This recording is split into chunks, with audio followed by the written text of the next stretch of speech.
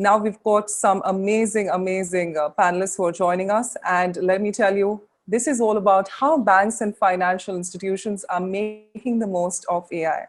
Putting AI at the core of organizations' business and operating models, exploring the way artificial intelligence will impact the future of work.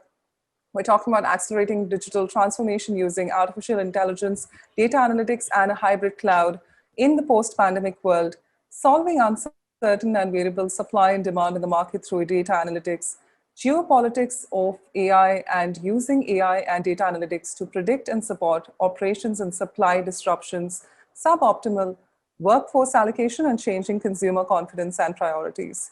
Well, ladies and gentlemen, for this, we've got our panelists, Kirill Petropavlov, AI Director, Bank of Singapore. Kirill is an experienced innovator at the cross-section of financial services and advanced technologies in artificial intelligence and blockchain. We also have Guilhem Vincens, the Head of Change and Innovation, ABN AMRO Bank, Singapore. Well, Guilhem is a seasoned executive with 7 years in fintech and 13 years in banking.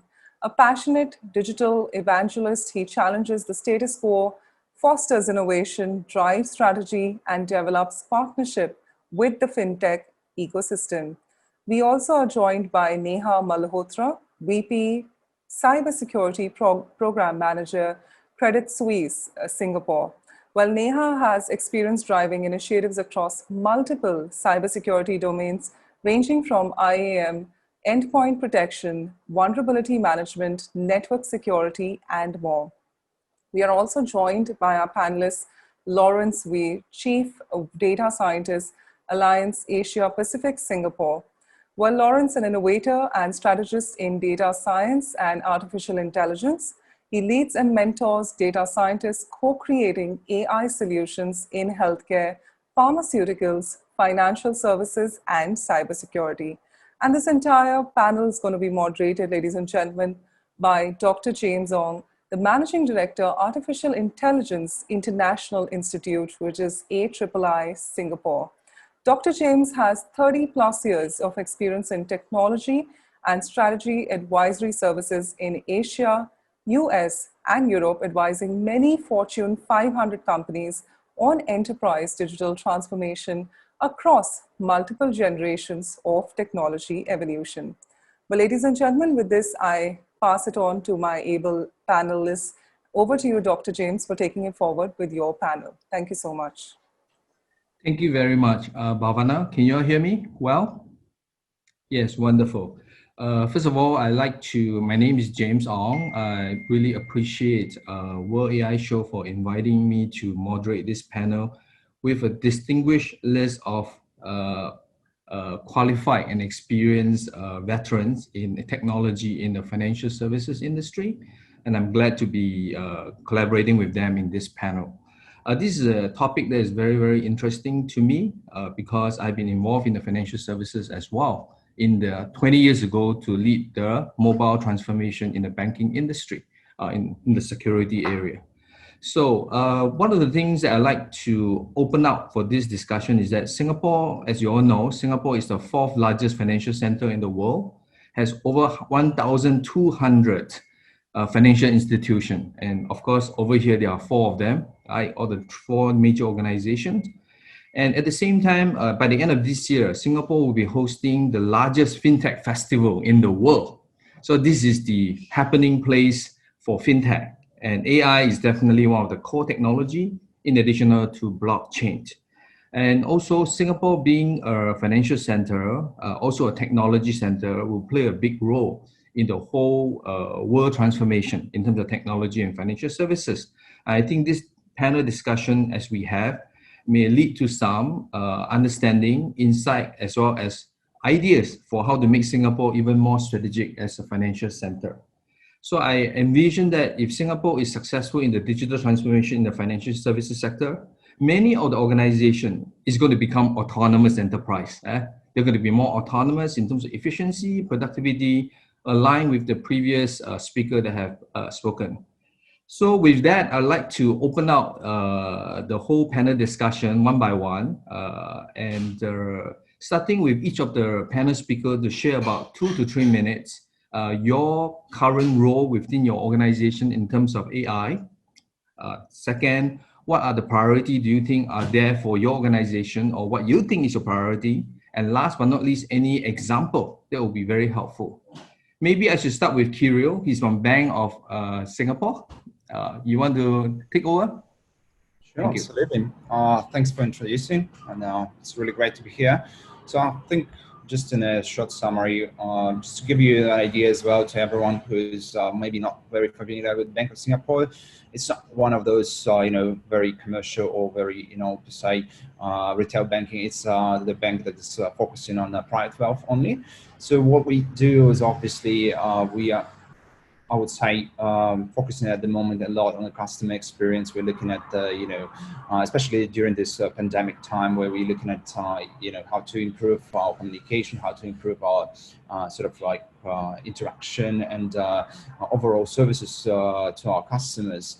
So the AI and data as it is playing a huge role right now at in the moment in our organization. It's all about democratization of the data utilization, understanding of the customers, understanding how how they interact with us, what they do, what they're interested in, and so on and so forth, and actually providing them better services based on the recommendations, based on the looking at external third parties, data providers, and figuring out what is the best trends or what is the best services that we can offer to make sure that our customers are always on the top of their game. That's really it in a few minutes. Okay, sure. Thank you, Kirill. Maybe Guilhem, you want to do an introduction about your organization and as well as the current AI focus and as well as priority. Thank you. Yes. So thank you for having me. ABN AMRO Bank is a bank for retail, private, and corporate bank. In APAC, we focus on corporate bank. Data is a heavy topic. I think making prediction has always been part of the banking industry. But I think as my role, or not as my role, let's say, incumbent banks like mine face two sets of objectives, which on first glance appear to be at odds. I think on one hand, we need to achieve the speed, the agility, and flexibility that are innate to a fintech. And on the other, we must continue managing the scale, the security standard, the regulatory requirement of traditional FI. So whatever we do, data is everywhere. And we need to have, my role is to have a holistic approach, tackling at 4 layers of integrated capability stack. One is engagement layer, and it's reinventing the customer experience. How are you going to embed the personalization decision? So what to offer, when to offer, which channel to offer. 2 is to have proper AI-powered decision layer. So the right AI techniques, it was mentioned in the previous sessions, but also the right tools so that you have NLP, machine learning, robotics, analytics. The third one is to have core technology and data, meaning that you need simple data management. You need to have a centralized core technology and a proper API architecture that goes with it. And the last topic, not least, is to have an operating model. You cannot work with functional silo anymore. So you need to have lean methodology in the bank, and you need to have data governance. Yes. So to give you, you were asking what kind of examples we have, the things we're working on. There is obviously a lot of chatbots specifically for retail. A lot on fraud to detect earlier and in a more accurate way, because we have the volumes are massive, and then the interaction with the client. So it can be that we have an AI on our email that give us the possibility to identify quickly the client wants, so we should reply first. There are many topics, and obviously on the credit side, the risk side, for the loan approval. Okay, Guilhem, very interesting. I think we will come back to some of the examples later on. Again, I would like to pass the stage to Neha to share about her background and then what she think about priority and case, any example. Yeah, thank you, Neha. Yes, thank you, James, for the question. So I work with Credit Suisse in cybersecurity, and as we are aware of the current situation, especially with the pandemic and the new operating model of work from home, and the expanded risk profile and attack surface that we are witnessing. And also we are witnessing like huge increase, like more than 200% increase in the cyber attacks in the last 7 months or so. So I believe cybersecurity definitely is a crucial area, and we are all admitting it. So I work on implementing various programs wherein not really into AI, but I know of use cases that we have in the banking industry in general, and the importance of it. So first of all, we are aware that the hackers are using AI and machine learning at scale. They are, we've heard of Emotet Trojan. They are basically not only, adding in malicious emails or attachments at scale or in very sophisticated ways, but also using AI for contextualizing the phishing emails at scale, making them appear real as possible, and embedding attachments in the already existing email trails and so on. So we are we have to admit that cyber has to use AI. It is no longer a choice. We have to fight machines with machines, and attacks are impacting the global economy at scale. So we have to address that, and that's what we have been doing in the cybersecurity industry.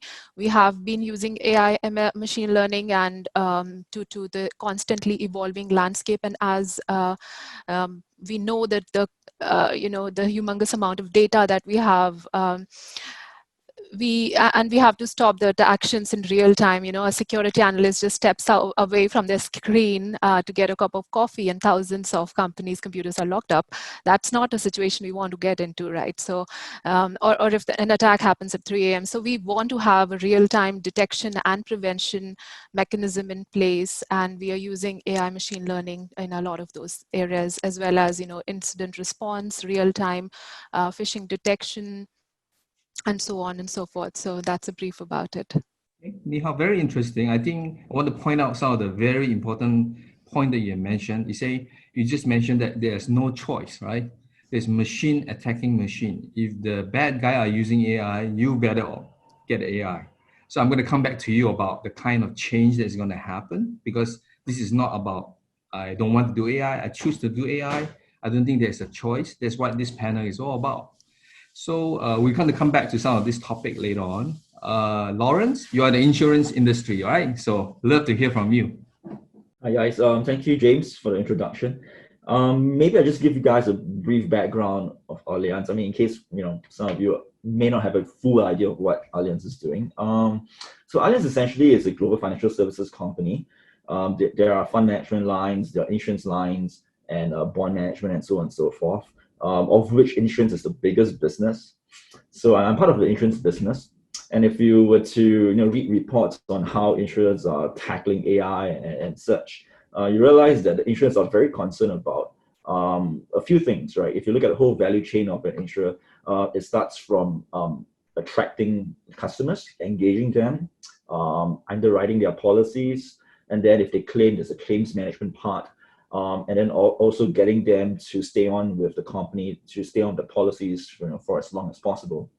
So if you look at the entire chain of the insurer, there's so many pockets of gaps, that exist.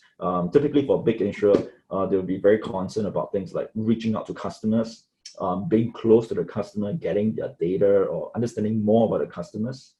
So I mean, in my space, I work on innovative efforts around data that is applied into some of these gaps along the value chain, right? Maybe just an example, fraud, right, is a typical example in insurance, right? So in many countries that we see in Asia, there are always pockets of fraud popping up, right? For motor insurance, for example, there are people who crash their car, bring it to the workshop, and then when the claims comes back to the insurance company, you realize that it's astronomical amounts, right? You realize that some parts which are not damaged are being claimed as well. So we see fraud in so many different ways. It could be in health claims, it could be in motor claims. So AI for us, it's really looking at how, in this specific case, it's looking at how we can predict, right, fraud ahead of time, or predict the likelihood of fraud for certain claims. I guess I'll leave some of the details in for the later question. I'm sure James has a lot coming up for us. Yeah, lots of questions. Thank you, James. Yeah. As a consumer myself, I always find insurance thing way too complicated. I hope you guys will adopt AI to make it easy for me to understand what are the insurance I already paid for and how I actually can use it correctly and not be underusing all the money I've invested, right? The policy are so complicated. I think there's one area that I probably want to look into. So I think we're going to get into some interesting discussion. I'm going to have a lot of fun doing it. I think that's most important.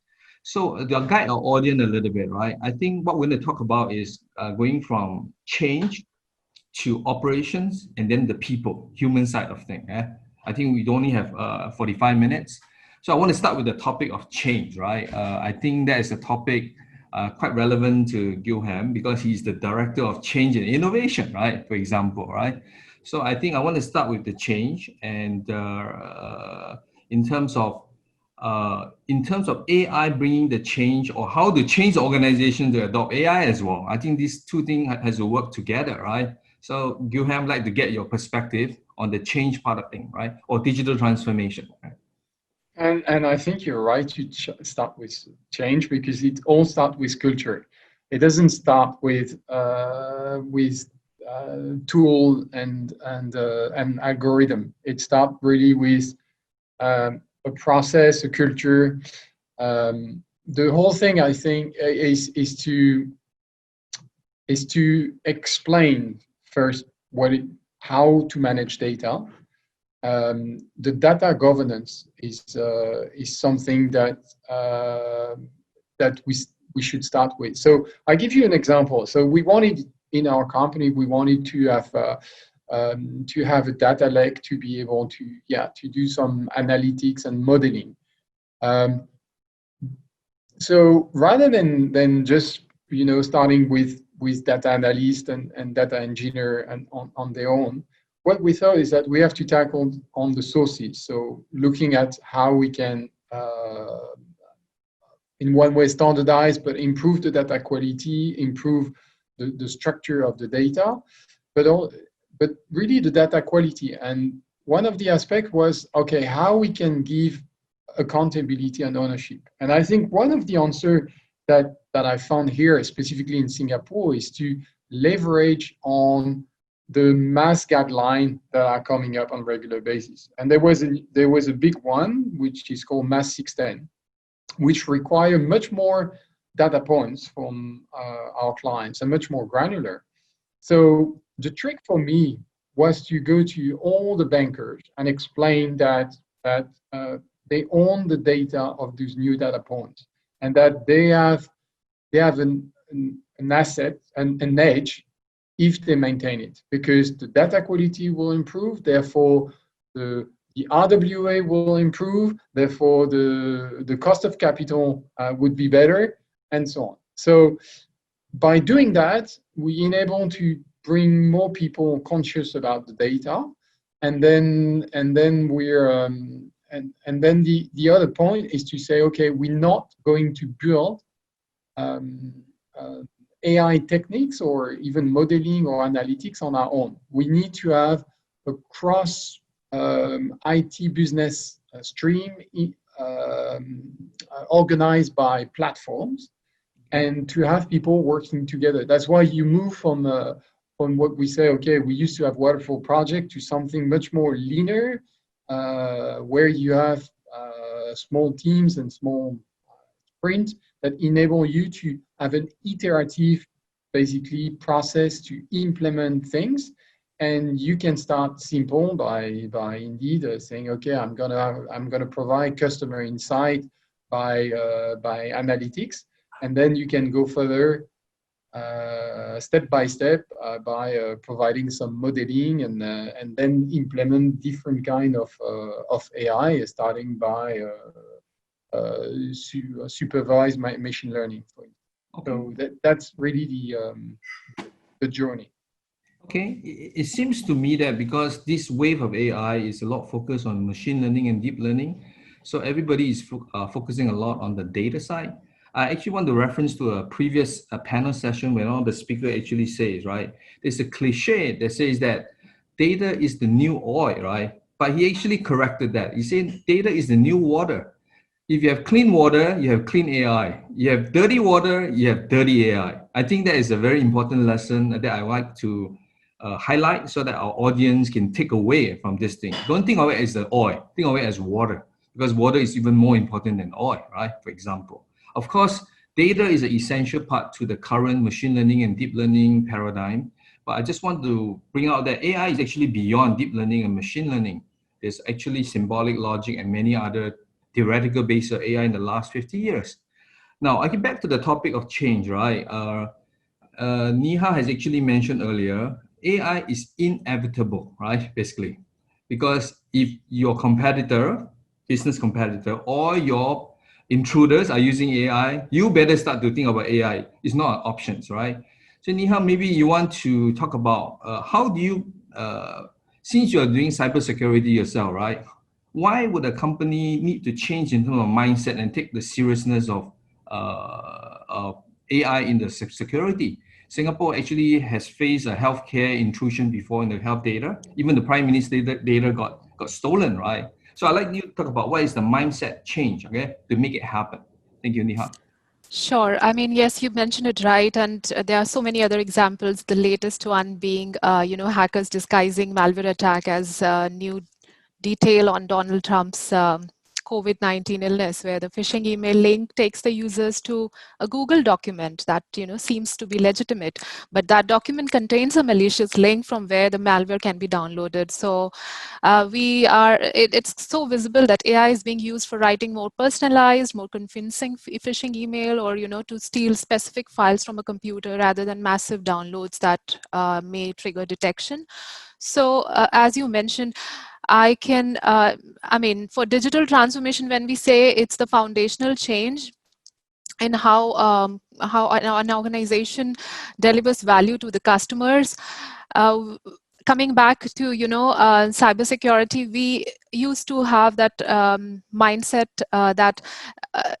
that digital transformation, for instance, would take away jobs and so on and so forth.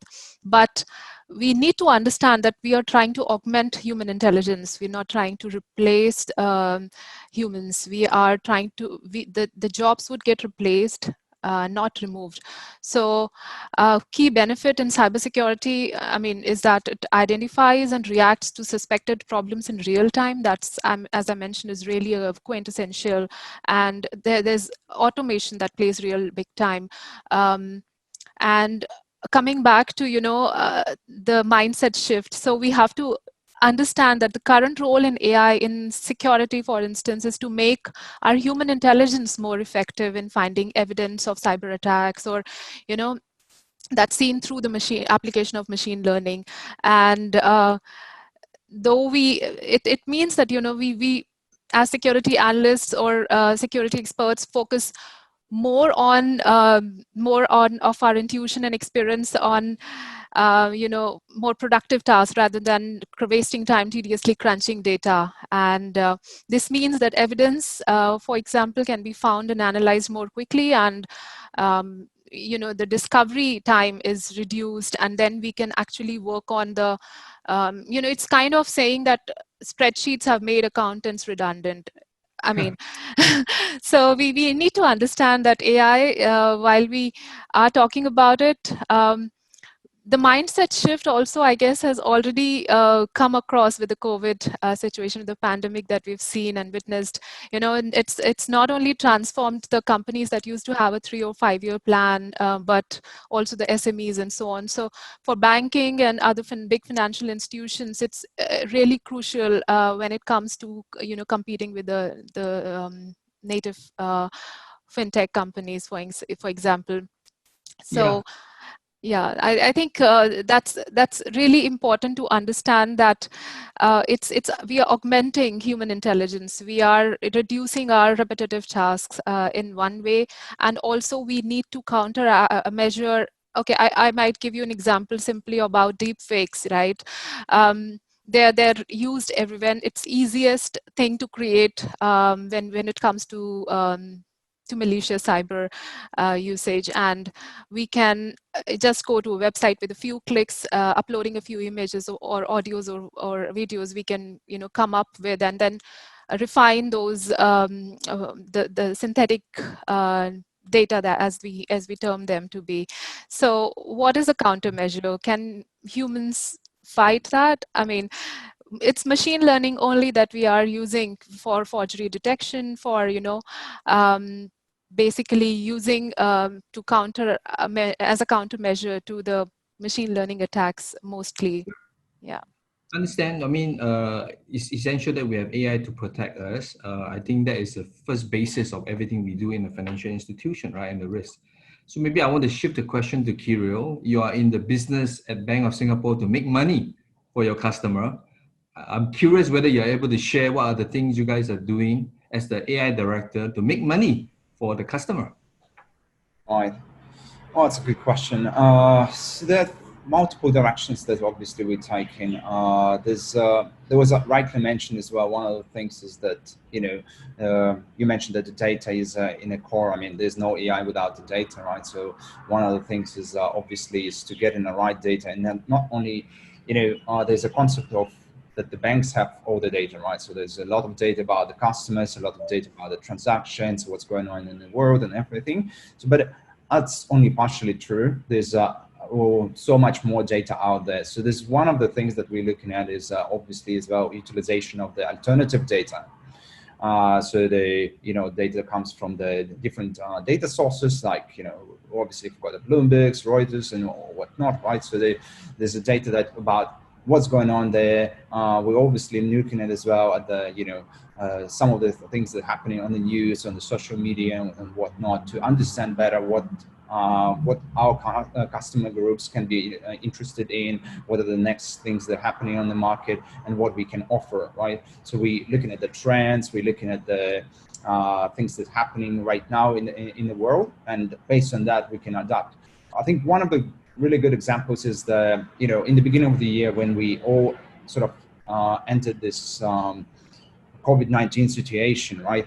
We had the markets changed, right? So a lot of people were, let's say, investing in I don't know, tech stocks or something else, and they had one one way of investing. They were focusing on certain products, and there were the stable products or more aggressive products, and so on and so forth. When we entered this phase right now, what are the companies that are trending? It's the pharmaceuticals companies, right? Because those that are fighting for the vaccine, to find a vaccine, and so on and so forth. So the shift of the priorities happen really, really quick. And if we only basing our sort of decisions based on traditional methods, then we will never be able to offer something that is really relevant. So we're looking at at the short term, what's happening right now, what's the trend, what kind of recommendations can we give to our customers to get the best out of their investments. Okay, cool. Actually, you brought an interesting, it happened today in this session. I never brought up about COVID-19 because everybody is talking about it. My opinion is that AI leading digital transformation is really a must-do area. COVID-19 only make it faster and even more obvious, right? So I think that is the key. I'd like to shift our, with the time that we have, into operations, right? That is a question I'm going to address to Lawrence. I think there's a topic I'd like to talk about. Actually, I want to make it a little bit more controversial in the sense that, Lawrence, maybe start with you, right? In your organization as a financial institution, right? What would be the first priority you actually look into making AI as your core operation? When I'm not just talking about optimizing it, I'm talking about making it really autonomous, where you can. Is there even any operation within the financial institution that AI can be core, or is this more like augmenting it? Because if you look at many other industry, AI may actually become core, especially in the military application. They actually may be core because when you have drone, it's autonomous. You have to let it make decision. Any cooperation that actually will be core. Again, it may not be actually in your organization. I'd like to hear from you. Who will be the first one you make it into the core? Thank you. Right. I think to answer this question, it's important to figure out or at least understand what the big insurance companies are interested in. I mean, what are the pain points? I think to many of the big insurance companies, having a strong rapport with customers, having direct engagement with customers and sticky engagement with customers is something that they lack, right? And that's why you see that there are a lot of insurtech startups that is filling this gap, right? So big insurance companies are very good at things like producing products at scale, distributing products at scale, but they're not so good in reaching the customers, engaging the customers, and having the customers stick to the products. Okay, so that's why a lot of insurtechs are addressing that space. So if I would think that there's any AI technology that is going to be core, I think it will be quite close to the customer, right? So I think it will be things like automated analysis of customer profiles, meaning to say that now customers who have bought products before from Allianz, AI or machine learning can immediately be used to bucket them into certain categories. Okay. So this automated segmentation will allow things like smart recommendation of products, right? For example, if you are a 40-year-old man, you bought life insurance worth about $500,000, and then you have motor insurance as well. So you'll be bucketed into a certain segment of customers automatically by machine learning. And this segment of customers, they'll have common needs, right? Based on the analysis we have done, for example, we will know that these bucket of customers will have certain needs. And then if we think that this need is not met for this segment, we will be able to, target the customer with a few targeted products. Okay. So this is in an area of like smart recommendation, quite like Netflix. Let me add a question to you. Let's say if you use different data source to do customer profiling, right? And if you're not careful, maybe the way you have been doing it is biased, right? For example, that will expose you a lot of risk as an insurance company while you're in the business of ensuring mitigating risk for the customer, right? What do you think of that? I'm just throwing this question to you, right? Because I may sue you because you are biased. Basically. So if you look at most of the data sets that big insurance companies have for such customer profiling, it's usually limited to transactions data, what the customer has bought in the past, the demographics of the customer, and maybe to some extent the claims of the customers. So usually it revolves around these three sources of data. Right now, I don't think big insurance companies have access to big alternative data sets, things like social media data sets. I don't think they go around crawling data or Twitter or Facebook to understand their customers more. So I think the bias here would definitely be derived from these three sources. If we ignore the other sources, then there'll be some bias. So if I were to be driving initiatives like this, I would first of all make sure that the threshold for false negatives or false positives is set really high, right? So that we don't target everybody, right? Sure, I understand. Yeah. So then the question to you is the following, right? Let's say you just have 3 data set and you are running it based on historical data, how I used to purchase things. But that could be biased also because I never spend that kind of money, you tend to profile me. You heard about the recruiting story, right? If the data are recruiting only many men, a white male, for example, or the yellow male, whatever it is, then you will not hire a woman, right? So actually having historical data as your basis for your AI is actually very risky to a certain extent. That's why maybe even the company will never share how they actually go about generating the algorithm, right? So again, this is a question I like to throw to Guilhem, okay? You just talk about many operational, core operation things. That's an example of AI in your core operation. Let's say you let it run, you don't have a human to intervene, right? Then you don't have the compliant process to ensure biases, anti-bias and ethical issue. Yeah. Guilhem, you want to take over this discussion? Yes, Getting yes, interesting right now, right? I love this topic, and it made me I know you smile like when Lawrence was talking about it, because I was thinking about insurance company that needs to give insurance to a car driver. If you look at the statistics, then the insurance will give only to women, because they statistically they drive better.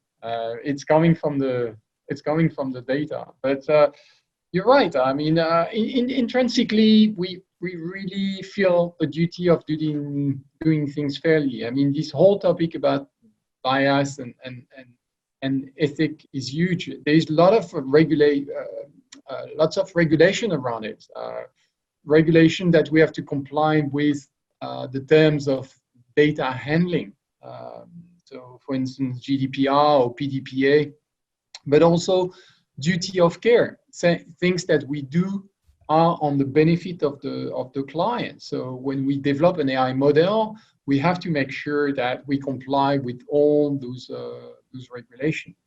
And you took the example that the AI is on its own. No, I mean, AI doesn't have to be end-to-end. It can assist human, specifically for high-stake decision.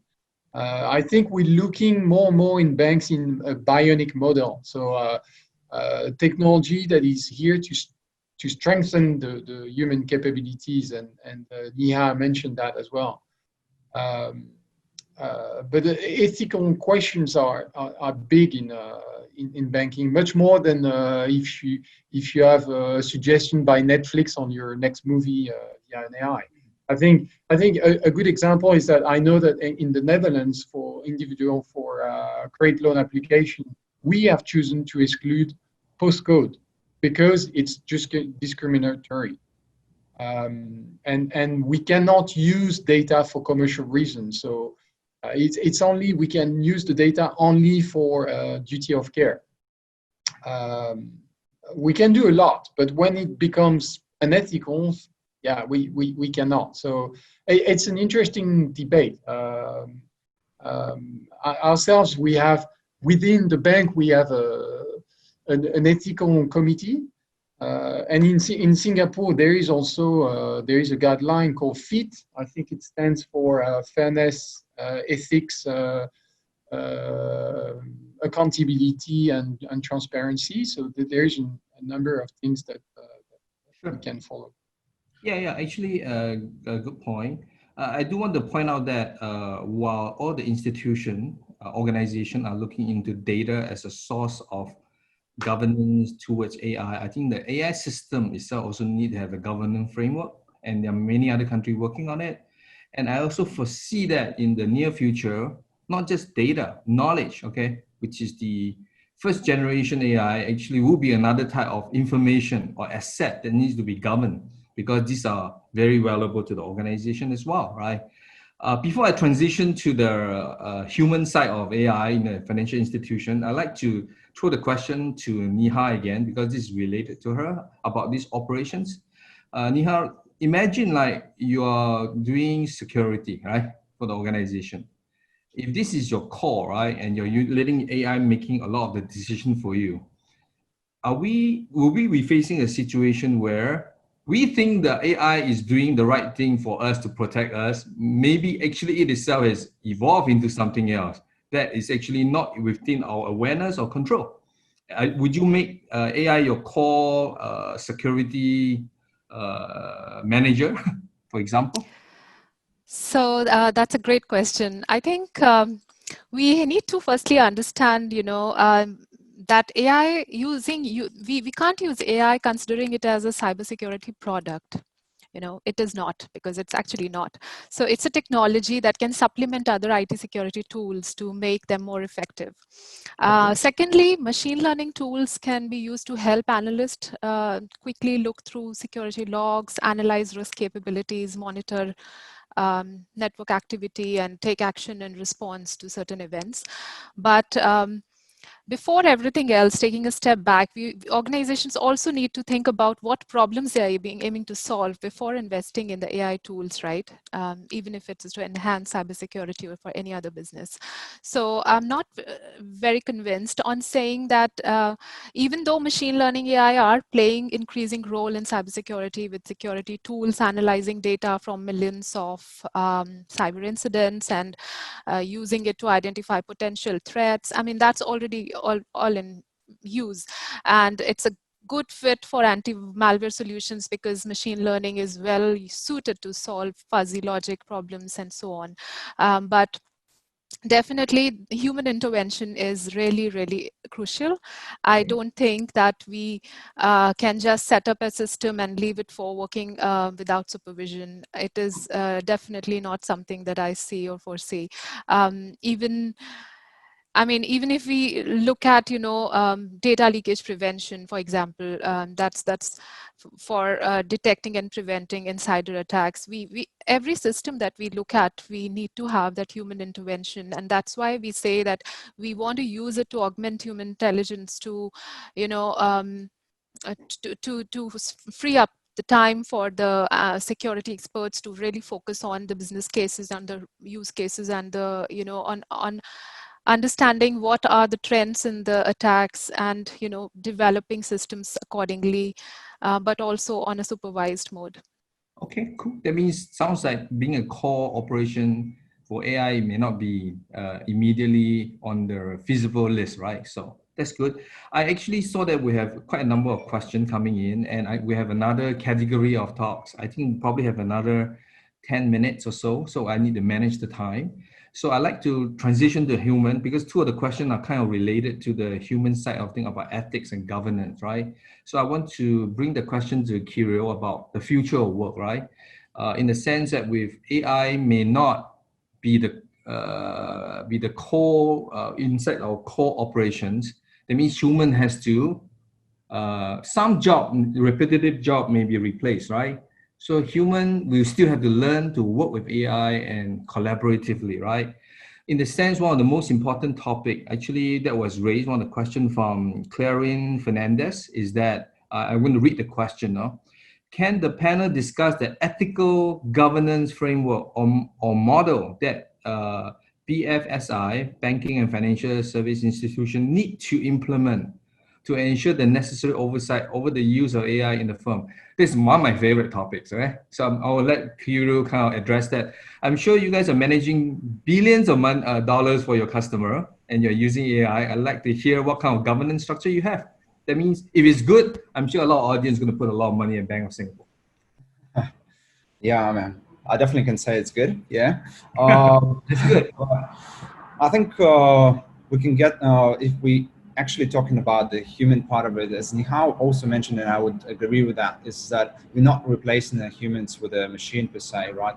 What we're doing is we're giving them help or tools that can help them to work better, work faster, be more accurate, and so on and so forth at their jobs, right? So there are obviously some aspects of the of work that we're doing is we're trying to remove the heavy manual work away from the people and give them tools to sort of speed up the process of them processing the data. Let's say there's a lot of in all the banks you've been mentioned as well. NLP is a big topic because there's so many documents that we're processing, right? So there's a big piece where we removing all of that from people and giving them opportunity to actually be a maintainers of those models in the production, being able to train them, giving them new skills, right? So that's basically not replacing but enhancing.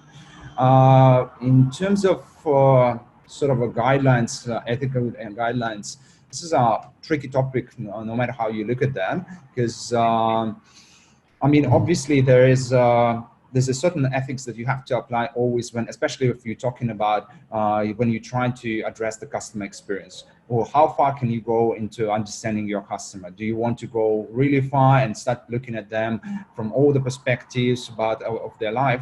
Where's the line where you say, oh, that's actually too personal, right? So obviously we're managing it in a way that we only want to know what is relevant to the business part of the, business part of the, people's life, where what they're interested, what they want to invest, what's going to be the next step. Obviously there's across the industry, you will see that, at some point when you're looking at the, the data that is available out there on a, outside, on the social media and everything, it's crazy amount of data that we can actually process and take out there without, much of the, hassle for getting a permission or whatnot, because it's all publicly available.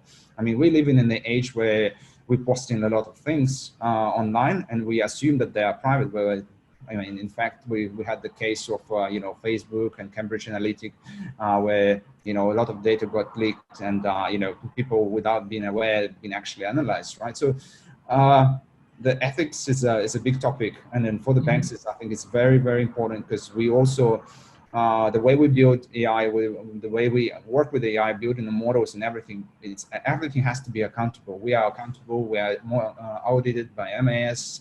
We're audited by all the regulatories, and we have to comply with those that we can. Whatever predictions we also do, they must be explained, right? So the explanation behind the models is very important, where we can fully understand and explain why certain decisions were made, as it was done for when humans doing those decisions, right? So they have certain steps that they follow. So we need to have something similar on the AI side as well. Okay. Sure. I want to take this opportunity to kind of share with the audience that actually the field of AI governance, number one, is beyond data governance. It's actually, there are many aspects to it. That's one. Second, we talk about future of work, right? Obviously, some job in the banking or the financial service will be eliminated, but there will be a lot of new opportunity in the governance, AI governance side, because it's a combination of technology, social science, philosophy, and humanity type of matters, and it's not a very simple subject to address, but it will require a lot of technologies as well as liberal arts background.